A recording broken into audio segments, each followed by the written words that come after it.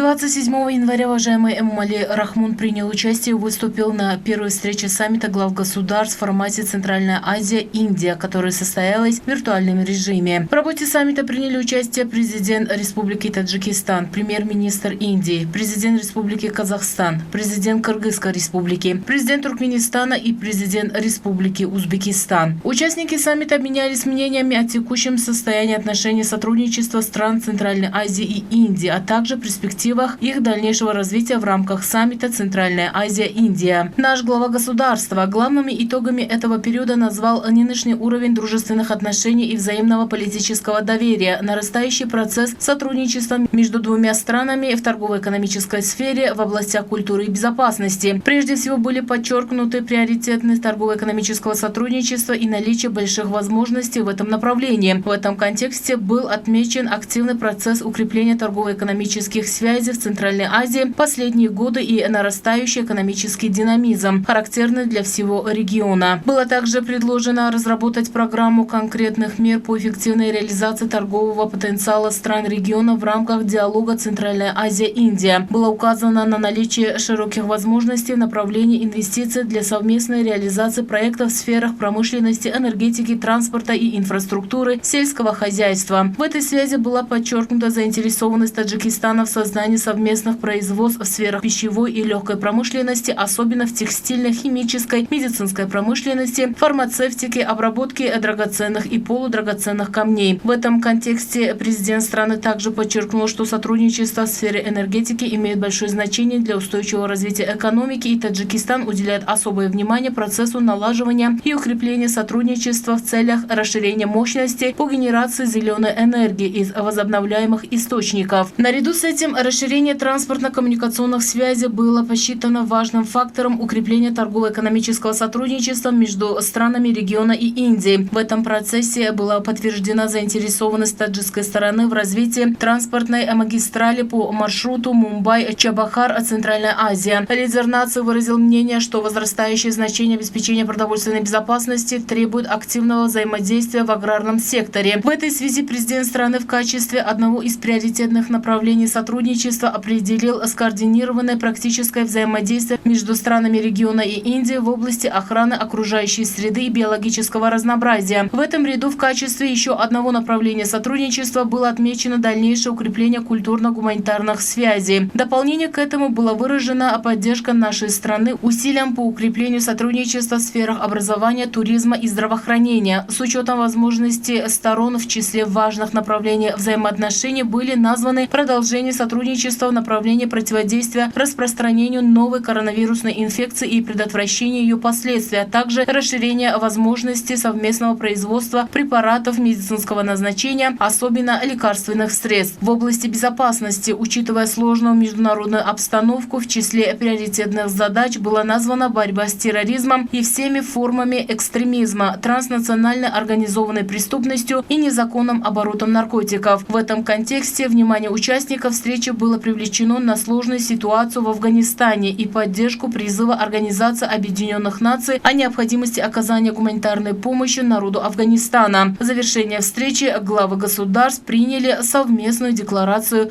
по ее итогам.